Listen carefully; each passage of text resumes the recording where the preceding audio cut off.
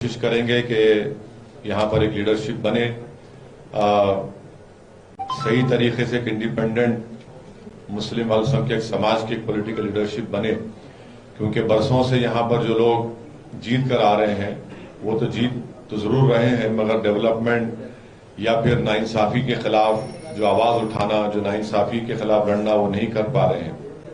और तीसरी बात यह है कि यहाँ की जनता ने कांग्रेस को मौका दिया था पिछले विधानसभा के चुनाव में, और कांग्रेस की ये नाकामी है, उनकी ये इनकेपेबिलिटी है कि उनके 20 विधायक भाजपा में चले गए और सत्ता भाजपा के पास दोबारा आ गई।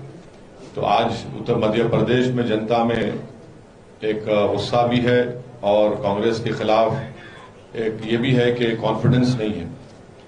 इससे हटकर दूसरी बात जो मैं आपके सामने रखना चाह रहा हूं वो है कि मोदी सरकार ने जो अग्निवीर की जो पॉलिसी का ऐलान किया, हमारी पार्टी ने उसकी मुखालिफत की, और हम आज फिर से वही बात आपके सामने दोहरा रहे हैं कि ये देश के हित में नहीं है, मुल्क के मफाद में नहीं है।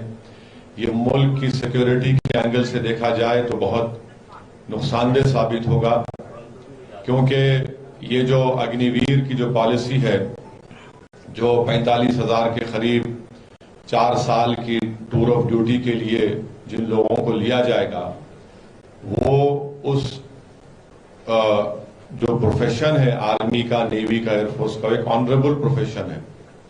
वो एक स्टेटस और एक सोसाइटी में एक पोजीशन दिलाता है लोगों को। मगर देश की भाजपा की सरकार, प्रधानमंत्री नरेंद्र मोदी ने उसको एक एम्प्लॉयमेंट जनरेशन स्कीम बना दिया। इसीलिए आज आप देख रहे हैं कि गवर्नमेंट ऑफ इंडिया की तरफ से आज एक प्रेस नोट आया कि करीब 1 करोड़ या 80 लाख के करीब या कुछ नंबर दिया गया है, अगर मैं गलत नहीं कह रहा हूं, तो इतने लोगों ने अप्लाई किया है। सवाल ये है कि हमारे पास 1 लाख वैकेंसी है, और उस 1 लाख वैकेंसी को ना तो हम पूर्ण कर रहे हैं, ना उसको उसमें फुलफिल कर रहे हैं। सिर्फ 44,000 या 45,000 करीब करेंगे, और वो भी 4 साल के लिए। इस बात को समझने की जरूरत है कि ये एक ऑनरेबल प्रोफेशन है। दूसरा यह है कि आप ना उनको डीए देंगे, ना उनको आप दूसरे सिपाहियों की तरह साल में 2 महीने की छुट्टी उनको मिलेगी, ना उनको ग्रेचुइटी मिलेगी, ना उनको पेंशन मिलेगा, ना मेडिकल इंश्योरेंस मिलेगा, ना उनके बच्चों को शिक्षा की कोई सहूलत मिलेगी। और जबकि हमारी फौज करीब 6 बटालियन चीन के खिलाफ खड़ी हुई है, लद्दाख में, हॉट स्प्रिंग में, गलवान में, डेप्सांग में। यहां पर चीन भारत की 1000 स्क्वायर किलोमीटर पर कब्जा करके बैठा है, और हमारे देश के प्रधानमंत्री चीन का नाम लेने से डरते हैं। और आज से 2 दिन पहले हिंदू अखबार में यह खबर छपी कि चीन जिस मुकामात पर कब्जा करके बैठा है, या जहां उनका मुकाम है, वहां पर वो अपने एयर स्ट्रिप बना रहा है, वहां पर अपने आर्टिलरी को मजबूत कर रहा है। और बड़े अफसोस के साथ कहना पड़ता है कि देश के प्रधानमंत्री ब्रिक्स समिट में शिरकत करते हैं, वहां के चीन के शी जिनपिंग के साथ उसमें समिट में शिरकत करते हैं, और नतीजा ये निकलता है कि चीन ना तो हमको उन जमीन पर जहां पर हम पहले पेट्रोलिंग करते थे, ना पेट्रोलिंग करने की हमको इजाजत है। और बड़ी अफसोस की बात यह है कि पार्लियामेंट में भी मोदी सरकार इस पर डिबेट नहीं करना चाहती, जो 1000 स्क्वायर किलोमीटर पर चीन भारत की जमीन पर बैठा है। एक और इशू जो मैं आपके सामने रखना चाहूंगा वो है कि जो ऑल्ट न्यूज, जो फैक्ट चेकर के मोहम्मद जुबैर को जिस तरीके से दिल्ली पुलिस ने गिरफ्तार किया, वो सरासर गलत है। बल्कि मैं कहूंगा कि आपने धोखा देकर एक केस में जो ऑलरेडी पुलिस ने उनको नोटिस दी थी, उस केस में कोर्ट ने उनकी गिरफ्तारी पर स्टे दिया था, उनको आप दूसरे केस में अरेस्ट करते हैं, 41 सीआरपीसी की नोटिस भी नहीं देते। और हैरत अंगेज बात यह है कि जो केस में मोहम्मद जुबैर को अरेस्ट किया गया, वो उनका 2018 का ट्वीट था, और 2021 में एक ट्विटर हैंडल क्रिएट होता है और वो कंप्लेन करते हैं। और फिर बाद में मालूम हुआ कि वो एक किसी हिंदी पिक्चर में वो पिक्चराइज किया गया था वो सीन। तो अब ये मुझे समझ में नहीं आ रहा कि दिल्ली पुलिस क्या उस पिक्चर को जो सेंट्रल बोर्ड सर्टिफिकेट ने सर्टिफिकेट दिया उनको भी अरेस्ट करेंगे क्या जो पिक्चर बनाने वाले जो आज भी लोग हैं उनको अरेस्ट करेंगे क्या? फारूक शेख तो जिंदा नहीं है और उसके प्रोड्यूसर ऋषिकेश मुखर्जी साहब भी जिंदा नहीं है, तो जो लोग जिंदा उनको भी अरेस्ट करेंगे क्या? तो ये हम मोहम्मद जुबैर का जो अरेस्ट हुआ वो गलत हुआ है। और अफसोस की बात यह है कि मैं आपको मेरी बात नहीं बल्कि इंडियन एक्सप्रेस अखबार का हवाला दे रहा हूं कि उन्होंने अपने फ्रंट पेज के ऊपर एक हेडलाइन डाली कि एक तरफ मोहम्मद जुबैर का अरेस्ट, दूसरी तरफ प्रधानमंत्री G7 में जाते हैं और इस बात का ये फैसला करते हैं कि फ्रीडम ऑफ एक्सप्रेशन होगा ऑनलाइन और ऑफलाइन, और यहां पर देश में मोहम्मद जुबैर को गिरफ्तार कर लिया जाता है। तो ये नहीं मालूम कि क्या दिल्ली की पुलिस प्रधानमंत्री के उस पॉलिसी को सबोटाज करना चाहती है या फिर यही सही पॉलिसी है देश के प्रधानमंत्री और उनकी सरकार की। और आखिरी बात जो कल उदयपुर में हुआ, मैंने उसका कंडेम किया है स्ट्रॉन्गेस्ट वर्ड में, और ये कत्ल है, ये जुल्म है, ये जुर्म है, और किसी को भी अख्तियार नहीं है कि वो अपने हाथ में कानून लेकर किसी का कत्ल करे। और हम उम्मीद करते हैं कि राजस्थान की सरकार उस पर सख्त एक्शन लेगी और CRPC और IPC के तहत जो कानून का प्रोविजन है उसको इस्तेमाल करके उनको सख्त से सख्त सजा दिलाएगी। मैं ये मानता हूं कि राजस्थान की पुलिस अगर थोड़ा चौकस रहती तो ये वाकया नहीं होता, क्योंकि आज मीडिया और प्रिंट मीडिया में मुझे पढ़ने का मौका मिला कि कन्हैया लाल को जो टेलर हैं जिनकी हत्या कल की गई इन दो जालिमों ने किया, तो उनको तो पहले अरेस्ट किया गया था, फिर वो बेल पर निकल कर आए, फिर उनको बंद करिए फोन को जरा, उनको धमकियां मिल रही थी और उस पर दोनों समाज के लोगों को बिठाकर बातचीत भी हुई थी। अगर राजस्थान की पुलिस हरकत करती तो जिस तरह हैदराबाद में भी नुपुर शर्मा के खिलाफ किसी ने इसी तरह एक बकवास की थी, तो वहां पर तेलंगाना की सरकार ने इमीडिएटली उस शख्स को गिरफ्तार किया और 307 और थ्रेटनिंग का जो IPC का सेक्शन लगाकर उसको जेल को भिजाया। तो अगर वो हरकत करते तो कल वो हरकत नहीं होती। बहरहाल वायलेंस की कोई जगह नहीं है। जिस तरह से वीडियोस बनाए गए थे पीलू खान के, रकबर के, और इसी राजस्थान में उदयपुर है शायद या वही जगह है, आपको याद होगा कि एक शख्स ने एक बंगाली लेबर को जो मुसलमान था उसका भी वीडियो बनाकर उसको इसी तरह हैक किया, फिर उसको जलाया। तो ये वाकयात इस बात को बताते हैं कि रेडिकलाइजेशन कैसा फैल रहा है इस देश में। तो इसलिए हम अपनी पार्टी की तरफ से कल के वाकये की सख्त से सख्त मजम्मत करते हैं, कंडेम करते हैं, और हम ये कहना चाहते हैं कि रूल ऑफ लॉ प्रिवेल होना चाहिए। किसी को भी अपने हाथ में कानून लेने का इख्तियार नहीं है। देश के संविधान के तहत प्रोटेस्ट होना चाहिए, पीसफुल प्रोटेस्ट होना चाहिए।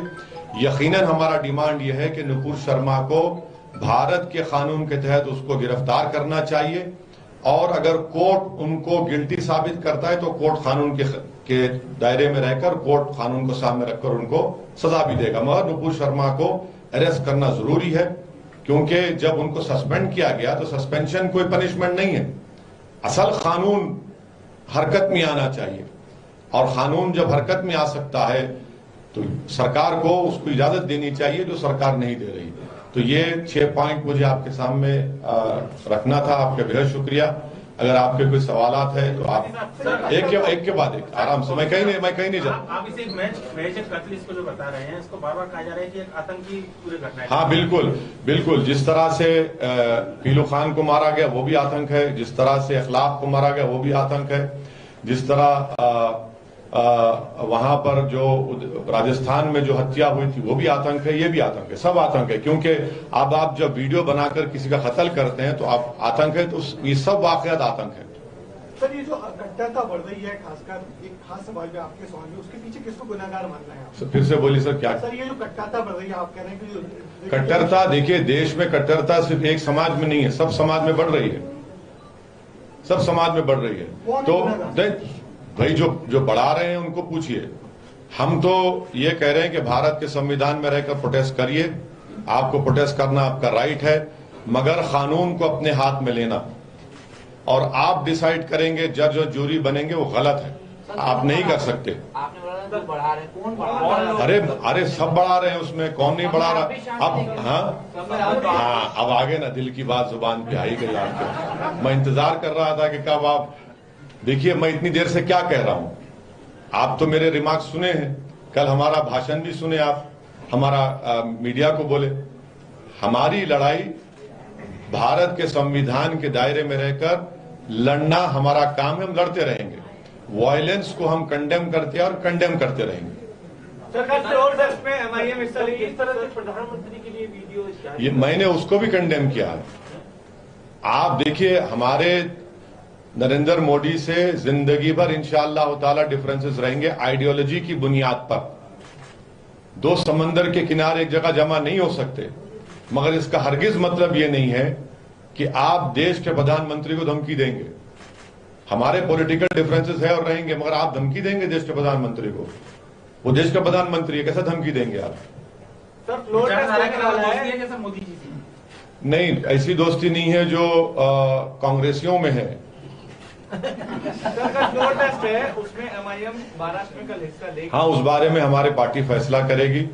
अभी तो देखिए, अभी मीडिया से मालूम हुआ कि सेना वाले सुप्रीम कोर्ट गए हैं, तो देखते हैं, अगर होगा तो हमको फैसला लेना है, लेकर बताएंगे। सर आप जहाँ भी जाते हैं, हाँ, वहाँ कांग्रेस के वोट काटते हैं, सब बीजेपी का कहना है, वो उनका ये हाँ, इसीलिए नहीं ये देखिए, ओवैसी साहब जहाँ भी जाते हैं भारतीय जनता पार्टी को फायदा होता है। बिल्कुल, इसीलिए साध्वी प्रज्ञा ठाकुर मेरी वजह से जीती।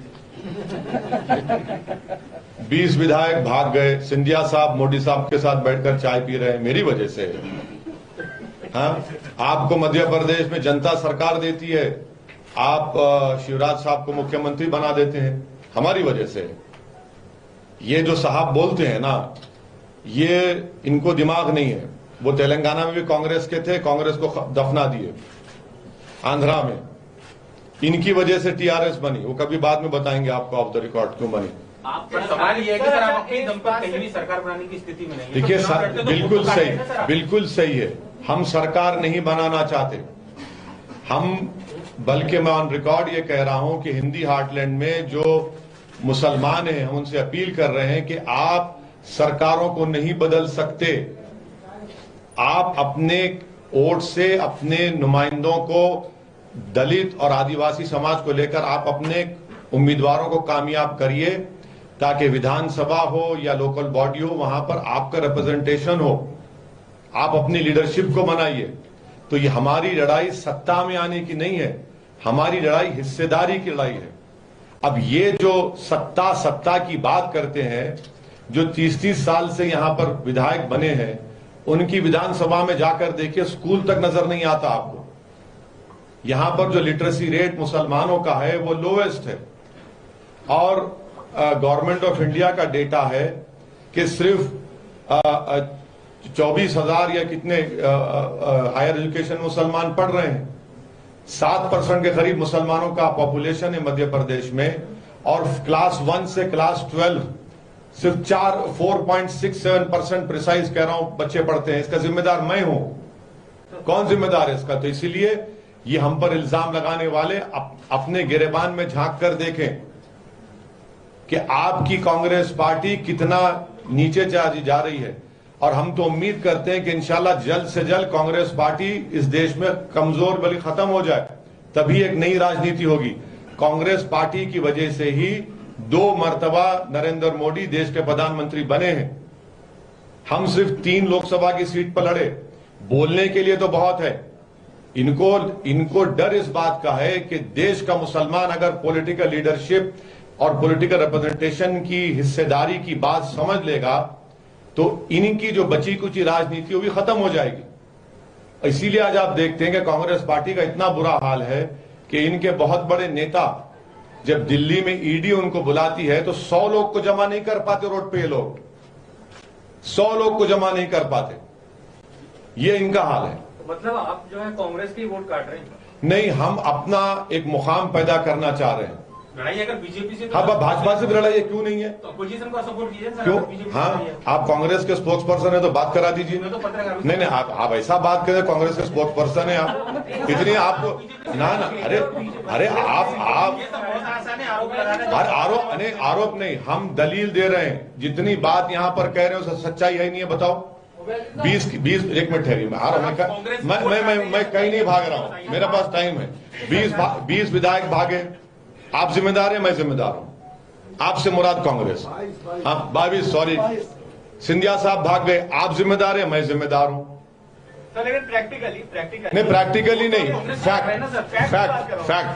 ये माना जाता है कि जो बीजेपी सरकार है मध्य प्रदेश में बीजेपी। हाँ, तो इसका आपने वादा लिया था मुसलमानों से कि आप हमको वोट डालिए, हम मध्य प्रदेश में भाजपा को रोकेंगे। ना सिर्फ मुसलमान बल्कि दीगर समाज के लोगों ने भाजपा को रोकने के लिए वोट दिया ना, आप उनको ही धोखा दे दिए। कौन जिम्मेदार है? मैं जिम्मेदार हूं उसका, या लोग मेरे से मिलकर गुलाब जामुन मेरा खाकर भाजपा में गए? आप बताइए। आप में इनकेपेबिलिटी है, इनकेपेसिटी है।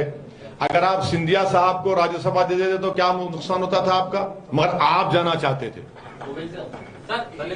आज जो पूछ लिए मत। इसके लिए क्या वजह है, कौन जिम्मेदार है? अरे इसके लिए देखिए, आप पहले अपने घर को मजबूत करिए।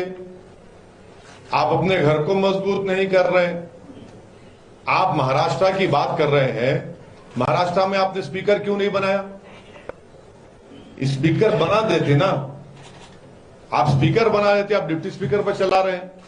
अब अच्छा, आपने सवाल किया, अब शिवसेना के लोग भाग गए, मैं जिम्मेदार हूं क्या उसका? आप बताइए। हर चीज का हमारे गले में डालते हैं। अब कल मुर्गी बांग नहीं देगी, कल भैंस दूध नहीं देंगी, वो इसी जिम्मेदार है। ये तो कोई बात तो नहीं है ना। ओवैसी साहब, आपने उदयपुर की घटना को कंडेम किया, एक मिनट आपने जो उदयपुर की घटना उसको कंडेम किया है।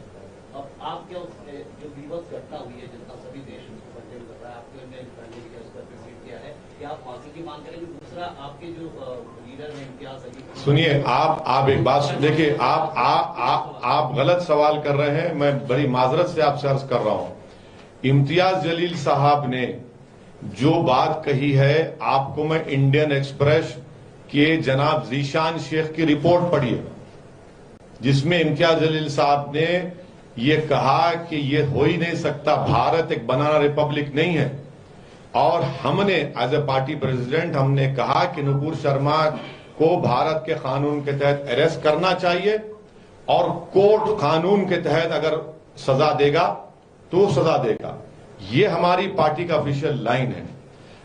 और एक बात याद रखिए, ये जो 2 लड़कों ने जो घिनौनी हरकत की है, क्या इनकी ताईद में कोई जुलूस निकाला? क्या इनकी ताईद में कोई आ रहा है? कोई नहीं आ रहा है। जितने मुसलमानों के बड़े बड़े ऑर्गेनाइजेशंस हैं, सुनिए, सुन तो लीजिए। अरे आप इतना बेचैन क्यों हो रहे हैं? सर, नुपुर शर्मा अगर गिरफ्तार नहीं होंगी तो ऐसी घटनाएं होती रहेंगी क्या? मैं कह रहा हूं क्या? मैं कह रहा हूं क्या? बार नुपुर शर्मा नहीं लूंगा नाम, मैं क्यों ना लूं? कोई पाबंदी है क्या? सिटेशन लगा देंगे मुझ पर, है? क्यों नहीं होगा? जब आप मोहम्मद जुबैर को गिरफ्तार कर सकते हैं। हम ये कह रहे हैं कि आप सस्पेंशन पनिशमेंट नहीं है, कानून को एक्टिव करिए ना। कानून है ना, कानून को आप इस्तेमाल करिए। आप क्यों बचा रहे हैं उनको? सरकार बचा रही है, मोदी सरकार उनको।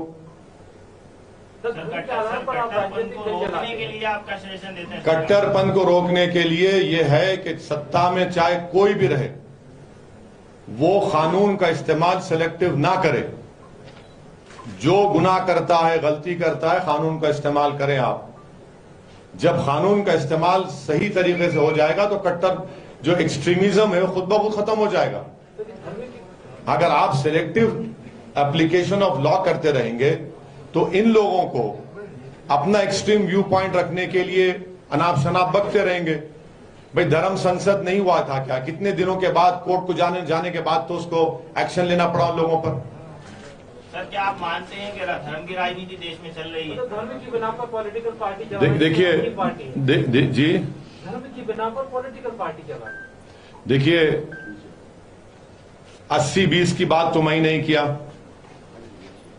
खबरस्तान शमशान की बात तो मैं नहीं किया, और किसी को बगैर नोटिस दिए खरगोन और सेंधवा में घर तोड़ दिए गए, और उसमें एक वसीम शेख जिसके हाथ कटे हुए हैं उसका दुकान तोड़ दिए, जिसको प्रधानमंत्री आवास ग्रामीण योजना में घर मिला उसका घर तोड़ दिया गया। ये कौन कर रहा है? आप सत्ता में है तो प्रिंसिपल्स ऑफ नेचुरल जस्टिस को फॉलो करिए, नोटिस दीजिए, नोटिस का जवाब कबूल करिए। आप ही तो बढ़ावा दे रहे हैं इन चीजों को।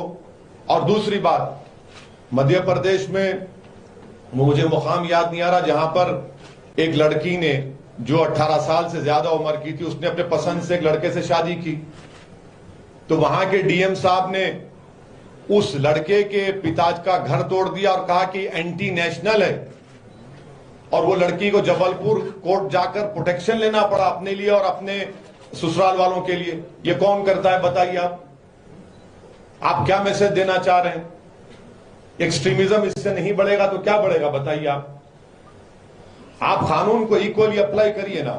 और अगर इलीगल के नाम पर तोड़ा जाएगा तो मैं आपको गारंटी से कह रहा हूं, दिल्ली छोड़िए, भारत के जितने बड़े बड़े शहर हैं मोर देन 70% इलीगल निकलेगा। तोड़ेंगे क्या आप लोग? सरकार तोड़ेगी क्या उनको? 70% इलीगल निकलेगा पूरा। तो ये भी तो आप बढ़ावा दे रहे हैं ना इस नफरत को। तो इसको इसलिए हम कह रहे हैं कि रूल ऑफ लॉ सुप्रीम है, उसका इंप्लीमेंटेशन होना चाहिए बस। तो सरकार बदलने जा रही है। आपकी जो पार्टी है, आप नेता है, आपके दूसरे भी नेता हैं, आपको लगता है कि आप लोग बीजेपी का विरोध करते करते कब हिंदुत्व का विरोध करने लग जाते हैं, हिंदुओं का विरोध करने लग जाते हैं? देखिए, आप सुनिए, हिंदुत्व का विरोध करना, क्योंकि वो आइडियोलॉजी सावरकर की लिखी हुई है, जिसमें सावरकर ने हिंदुत्व के बारे में कहा था कि होली लैंड और मदरलैंड का जिक्र सावरकर ने किया। अगर आप वो किताब पढ़ेंगे गोलवालकर की, we the people nation defined, जिसमें उन्होंने उसका और खुलासा किया, तो हम उस आइडियोलॉजी के खिलाफ हैं। हम यकीनन कभी भी हमारे हिंदू भाइयों बहनों के खिलाफ ना थे, ना कभी रहेंगे। वो जो आइडियोलॉजी है आरएसएस की, हम उसके खिलाफ रहेंगे। उसमें गलत क्या है बताइए आप? वैसे साहब, आपने काफी अच्छी बात की। नहीं, मैं हमेशा अच्छी बात करता हूँ, आपका शुक्रिया आप सर्टिफिकेट देने का। तो एक सवाल मेरा ये था, उसमें उसका जवाब भी एक अच्छी बात से करेंगे आप, कि आपने 2013 में यूट्यूब में आप काफी लोकप्रिय हैं, ये भी एक कॉम्प्लीमेंट दे रहा हूँ आपको मैं। अच्छा। तो आपका एक आ रहा है सवाल, आ रहा है भाई, रुक जाओ।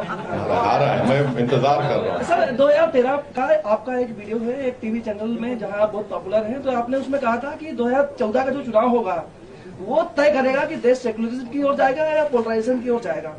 तो क्या आपका उसके बाद आगे बढ़ना, मतलब देश 2014 का चुनाव ये तय करेगा कि देश किस तरफ जाएगा, तो आपका आगे बढ़ना क्या ये बता रहा है कि देश पोलराइजेशन की ओर जा रहा है? नहीं, अगर मैं आगे बढ़ता तो मेरे कम से कम 10-15 एमपी होते। तो नहीं, मेरे अगर पोलराइजेशन किधर हो रहा है भाई? पोलराइजेशन इतना हो चुका है कि भारत की पार्लियामेंट में मुसलमान सिर्फ 4% उनका रिप्रेजेंटेशन है। अब इसका कौन जिम्मेदार है? और अगर आप देखेंगे तो हर समाज का जितना पॉपुलेशन है, मैं दलित और आदिवासी के रिजर्व सीट्स को छोड़कर कह रहा हूं, उन सब का रिप्रेजेंटेशन है, सबका रिप्रेजेंटेशन निकाल कर देख लीजिए आप। मगर अगर किसी का नहीं है तो मुसलमानों का नहीं है। अब इसका जिम्मेदार कौन है? मैं हूं। गवर्नमेंट का डेटा है कि इंटर डिपेंडेंट ऑपरेबिलिटी है, यानी अगर मेरे दादा अपनी कमाई 100 रुपये थी तो उनका पोतरा उससे बढ़कर कमाएगा। अगर कोई समाज इंटर डिपेंडेंट ऑपरेबिलिटी पीछे हो गया, यानी अगर आज कोई मुसलमान कमा रहा है तो उनके जो दादा कमाते थे उससे कम कमा रहा है। ये डेटा है सरकार का, मेरा नहीं है। तो फिर आपके ऊपर ये बी टीम होने के आरोप क्यों लगते? नहीं, हम लैला है ना।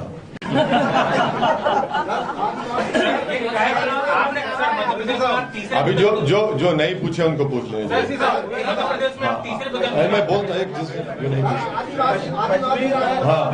हाँ, कश्मीर से 370 हटाने के बाद कॉमन सिविल कोड की बात कही जा रही है। आर्टिकल 29 और आर्टिकल 42 के पस मंजर में आप इसको किस तरीके से देखें? आर्टिकल 29 और आर्टिकल 42 नहीं, वो तो 370 मैंने पार्लियामेंट में स्पीच में कहा था कि वो कॉन्स्टिट्यूशनल ब्रीच है। सरकार ने अनकॉन्स्टिट्यूशनल काम किया है और सुप्रीम कोर्ट में चैलेंज हुआ है। रहा सवाल आर्टिकल 29 का, तो वो तो बेसिक स्ट्रक्चर का हिस्सा है संविधान का। आप उसके छेड़खानी नहीं कर सकते उससे। आप डायरेक्टिव प्रिंसिपल की बात कर रहे हैं, मैं फंडामेंटल राइट की बात कर रहा हूं, आर्टिकल 29। और आर्टिकल 29 के तहत मुझे अपने कल्चर का प्रोटेक्शन का राइट हासिल है और उसी कल्चर के तहत मैं अपने कल्चर को लेकर आगे बढ़ सकता हूं। तो सबको, खासतौर से माइनॉरिटीज को, वो कल्चर का प्रोटेक्शन का राइट है। मध्य प्रदेश के अंदर 2 दिन की व्यवस्था है चुनाव की। अगर 2023 में आपके विधायक चुनकर आते हैं और सरकार में अभी जरूरत पड़े तो बीजेपी के खिलाफ जाएंगे या कांग्रेस के खिलाफ जाएंगे, किसके साथ जाएंगे? ऐसा है ना सर, जब शादी हो जाती है उसके बाद जब आप सोचते हैं कि अगर बेटा होगा तो नाम अब्दुल्ला रखूंगा, बेटी होगी तो नाम फातिमा रखूंगा। तो अभी तो इतना जल्दी, आप इतना जल्दी क्यों कर रहे हैं? ठहरिए, अभी तो 22 में है। अरे आप यकीनन आपको बोलेंगे इंशाल्लाह। फिक्र, अरे आप, हम देखिए, हाँ, अरे ठहर जाइए ना, आपको बताएंगे। फिर आएंगे भोपाल को, आपसे मिल लेंगे, बता देंगे आपको। हाँ, कल से फोन लगा रहे हैं, मुलाकात हुई है। आपसे मुलाकात तो हो गई ना? विधानसभा में तो उतारेंगे। हाँ बिल्कुल उतारे, क्यों नहीं उतारे? कितनी गाली दे रहे हैं। औरंगाबाद का नाम संभाजी नगर रख रही है। सुनिए, एक बात सुनिए, उनको फ्लोर टेस्ट करना है। अब वो तो नंबर लाओ, वही नंबर नहीं है तुम्हारे पास, तुम नाम बदलने जा रहे। अरे तुम्हारी पार्टी का, तुम्हारे घर का आदमी तुम्हारे खिलाफ खड़ा हो गया, उसकी फिक्र करो। पहले तुम सत्ता तो बचा लो अपनी। और औरंगाबाद में सबसे बड़ा मसला पीने का पानी है। डेवलपमेंट क्यों नहीं करते वहां पर आप? और ये चैलेंज है कांग्रेस का और राष्ट्रवादी का, क्या ये इसको सपोर्ट करेंगे वो लोग? इसीलिए शुरू दिन से मैं कह रहा हूं कि ये जो अलायंस हुआ है राष्ट्रवादी, कांग्रेस और शिवसेना का, ये कैसा बैठ गए भाई आप लोग आकर? 2019 के जो असेंबली इलेक्शन हुए थे विधानसभा के, राष्ट्रवादी और कांग्रेस पुकार कर कहे थे ओवैसी को वोट मत दो, सेना को, भाजपा को रोकना है। जब चुनाव हो गए तो आप तीनों मिलकर निकाह कर लिए। ये क्या बात है? तो यही तो इनकी हिपोक्रेसी है, यही तो इनका ड्यूअल बिहेवियर है, यही इनका कमिटमेंट नहीं है सेकुलरिज्म पर। ये पॉलिटिकल सेकुलरिज्म को मैं कभी नहीं मानता। हाँ, जो देश में सेकुलरिज्म, जो संविधान में सेकुलरिज्म लिखा गया, उसको मैं मानता हूं। इसी वजह से तो लोग तमाशा कर रहे हैं ना, तमाशा बन रहा है। पीने का पानी नहीं औरंगाबाद में, आज आप चल के मालूम कर लीजिए, आप कितना परेशान है लोग। मुख्यमंत्री वहां पर गए थे, भाषण भी दिए 10 दिन 12 दिन पहले। क्या कर रहे हैं उसके बारे में बात ही नहीं कर रहे आप। किसान परेशान है औरंगाबाद में, पूरे डिस्ट्रिक्ट में, उसके बात ही नहीं करते।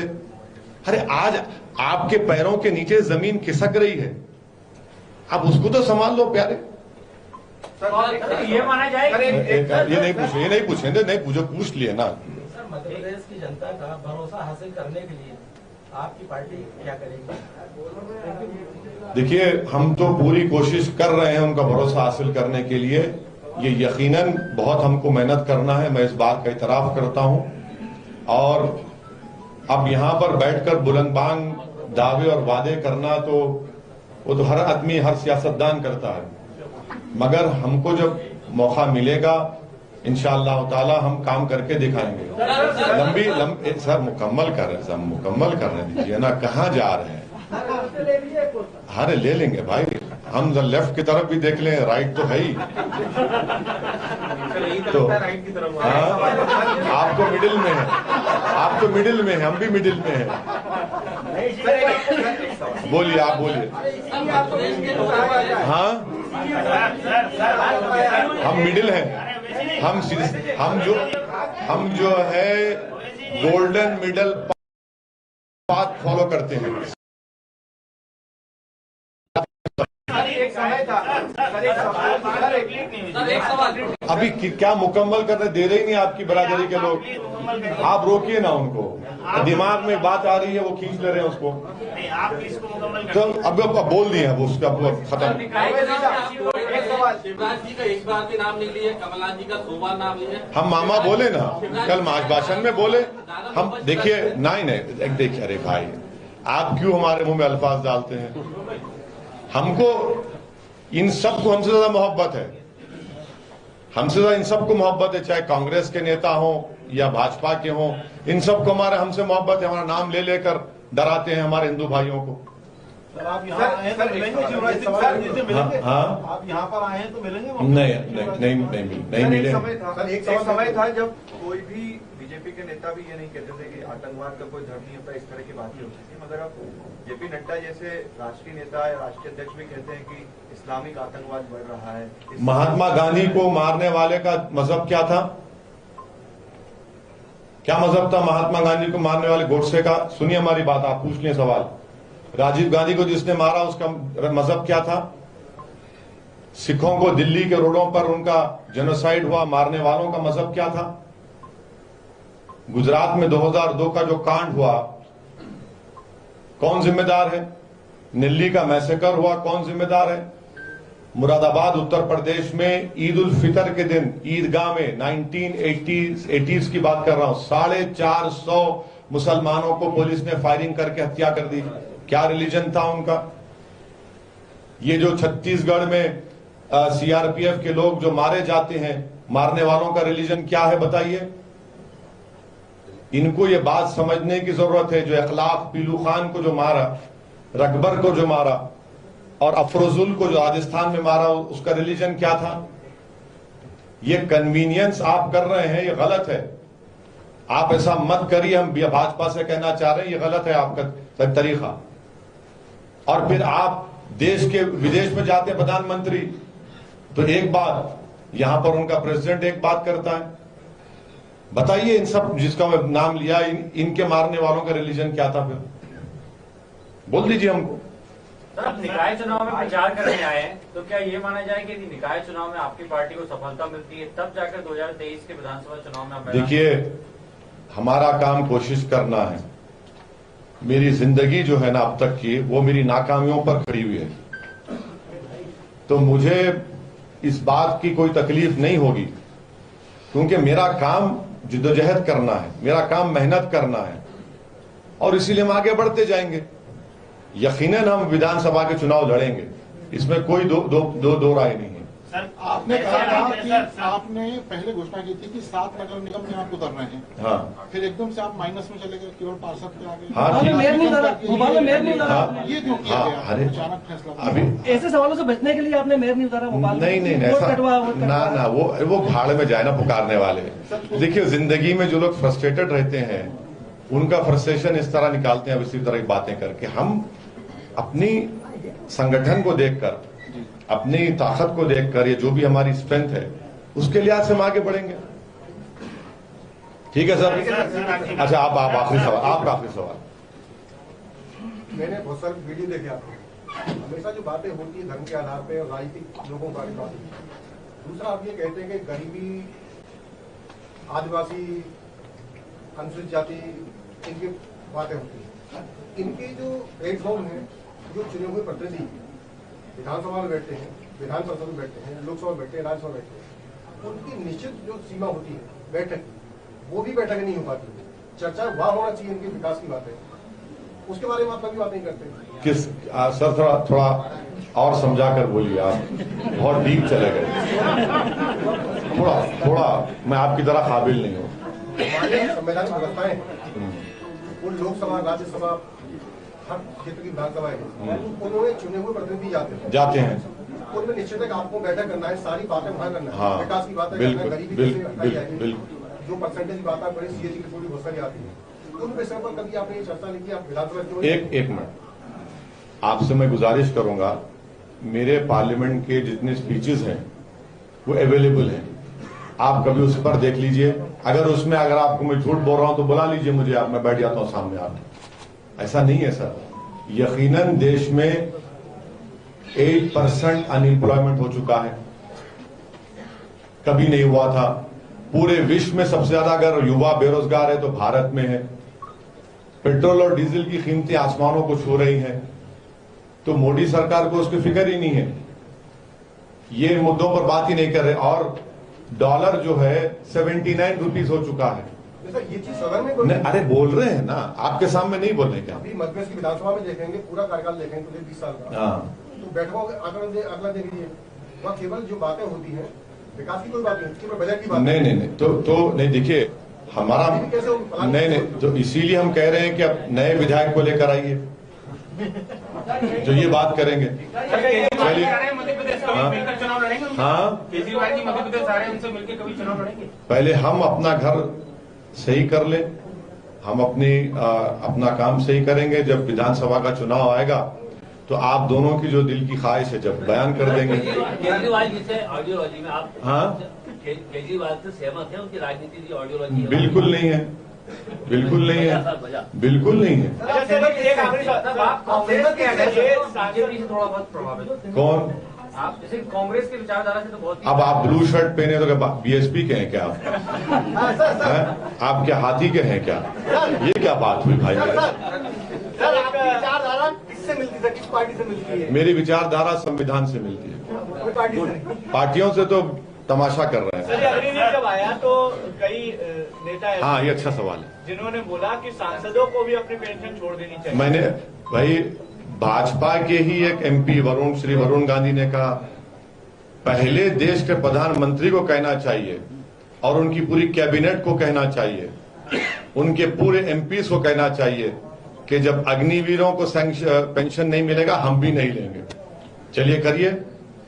अगर एक दिन का कोई एमपी बनता है, पेंशन मिलेगा, ट्रेन में सहूलत मिलेगी, अस्पताल का बिल मिलेगा, और जो 4 साल आप कह रहे हैं भाई वो तो या मरेगा या दुश्मन को मारेगा, उसको आप पेंशन नहीं देंगे। और देखिए मेरी आप मीडिया से गुजारिश है, जो बच्चे 2019 में फॉर्म फिल करे, 2020 में एग्जाम लिखे, मेडिकल हो गया, पीएसएल की लिस्ट आ गई, ऑर्डर उनको मिलना था, आपने उनको उस महरूम कर दिया आपने।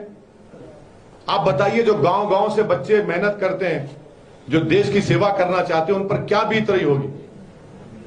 तो बिल्कुल गलत है, बिल्कुल। ये अग्निवीर की पॉलिसी देश के हित में नहीं है। जब चीन सामने खड़ा हुआ है, पाकिस्तान से आतंकवादी आज भी आ रहे हैं, चाहे पंजाब में हो चाहे कश्मीर में हो। हम आज भी देख रहे हैं कि कश्मीर में पंडितों को मारा जा रहा है, कश्मीर में पंडित भाग के जाना चाह रहा है, आतंकवादी रोज कत्ल कर रहे हैं। तो ऐसे माहौल में इस तरह का, अच्छा और एक बात सुनिए, जब कोई आर्मी में जाएगा, आप कह रहे हैं कि अग्निवीर रहेंगे, जो ऑलरेडी जो फौजी है 2 ऐसा रहेंगे मेरे भाई। एक को तो पूरा डीए मिलेगा, ग्रेजुएटी मिलेगी, पेंशन मिलेगा, मेडिकल मिलेगा, बच्चों को स्कूल मिलेगा, और दूसरे को कुछ नहीं मिलेगा। और एक बात सुनिए, ऑल हर स्टेट का एक कोटा होता है, आप उसको बर्खास्त कर रहे हैं, फौज में इंबैलेंस पैदा कर देंगे आप। कैसा कि ये देश के हित में है। रेजिमेंट है, गोरखा रेजिमेंट है, क्या उसमें कोई तमिलियन या कोई हैदराबादी जा सकता है? गोरखा रेजिमेंट में नहीं जा सकता है, उसकी खूबसूरती है। आप फौज में इंबैलेंस पैदा कर रहे हैं, जो हमारी फ्यूचर में डेमोक्रेसी के लिए ठीक नहीं होगा। 1 लाख वैकेंसी है भाई। देखिए, अग्निवीर इसलिए लेकर आए क्योंकि देश के प्रधानमंत्री ने भारत की इकोनॉमी को बर्बाद कर दिया, पैसा नहीं है, डिमोनेटाइजेशन किया। अजीम प्रेम जी यूनिवर्सिटी ने कहा कि डिमोनेटाइजेशन 50 लाख लोगों की नौकरी गई, जीडीपी खत्म हो गया है, कलेक्शन आपका बताइए क्या है? इसीलिए आप अग्निवीर ला रहे हैं, धोखा दे रहे हैं बच्चों को। आप तो बड़े बड़े आंकड़े दे देंगे, 1.5 करोड़ 2 करोड़, मगर 4 साल में क्या होगा बताइए? फौज है ये, नेवी एयरफोर्स में टेक्निकल ट्रेनिंग दी जाती है, 44 वीक्स की ट्रेनिंग होती है, आप सिर्फ 24 हफ्ते में करेंगे। क्या तैयार करेंगे आप देश के लिए? इसलिए हम कह रहे हैं देश की सिक्योरिटी में के लिए ठीक नहीं है। मोदी सरकार को ये पॉलिसी को वापस लेना चाहिए और लेना पड़ेगा। थैंक यू सर, बहुत शुक्रिया। Thank you so much. Thank you sir.